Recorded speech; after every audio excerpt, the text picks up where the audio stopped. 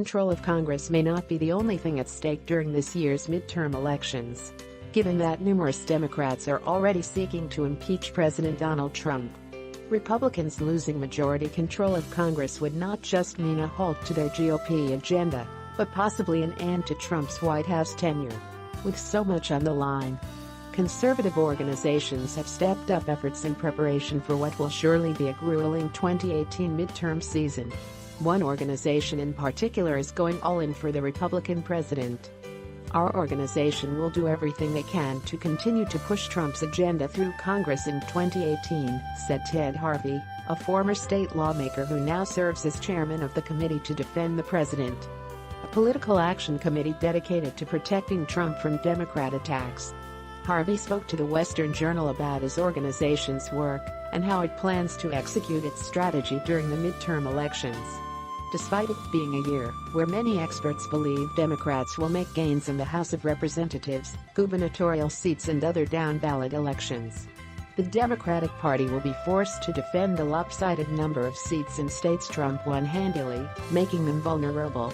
We will remind the voters, specifically in the 6 states, that the Democrats currently hold the U.S. Senate seats and that Trump won by 60% or more. We're going to do everything we can to flip those seats," Harvey explained. "We are going to go after those vulnerable Democrats in Congress who voted to impeach the president last month." Harvey's group will use its massive online following to boost conservative activists and run campaign ads to showcase the president's accomplishments in office. The group has already proved effective at both. The committee's Facebook page has over 800,000 likes and has created a litany of television ads.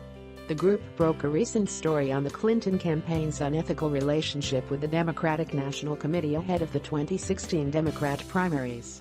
It was our organization that found out the Clinton campaign was funneling $84 million and using the DNC to launder that money to the benefit of the Clinton campaign.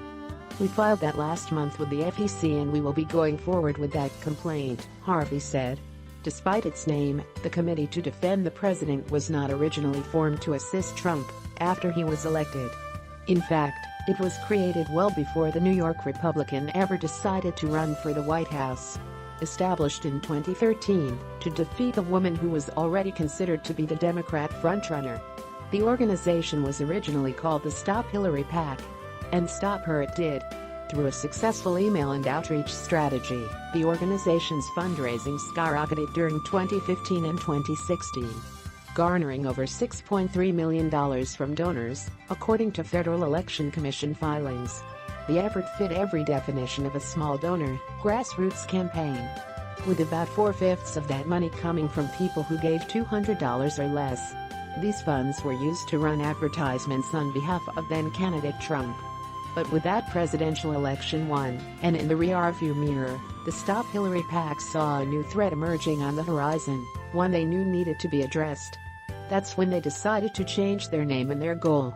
Right after the election, when we saw that the media was relentlessly going to continue to attack the president, discredit the election and discredit the presidency, we changed the name of the PAC from the Stop Hillary PAC to the Committee to Defend the President," Harvey told the Journal.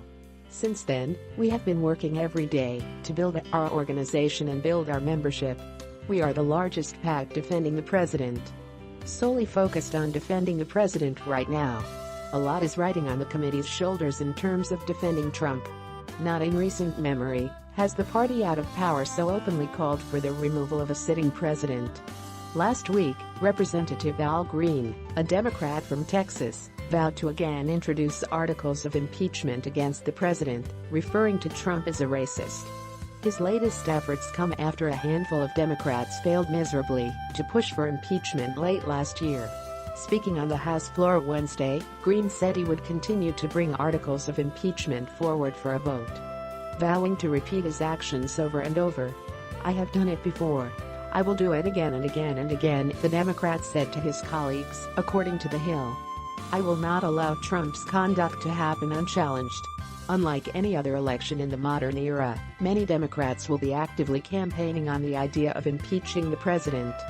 Tom Steyer, a billionaire liberal activist from California, has pledged to spend $30 million of his own money during the midterms in an effort to impeach Trump. Steyer, who has already run ads calling for the removal of the president, said he will also get heavily involved in House races. The billionaire's plan is to give control of the House back to the Democrats, which will then pave the way for a successful impeachment vote, according to the Mercury News. Harvey will be on the front lines fighting this effort. But he also believes the Democrat strategy is pathetic. It speaks volumes of how the Democrats don't have a message of making America better, he said. All they have to run on is "we're going to tell our base we're going to impeach the president." He reiterated that his group will fight to the death to defend the Republican administration. "We are going to tell our army of conservative grassroots activists across the country what the Democrats are trying to do. We are going to fight tooth and nail to make sure that doesn't happen." Jason Hopkins is the Western Journal's Washington, D.C. correspondent. What do you think? Scroll down to comment below. Tell me pretty lies, look me in the face, tell me that you love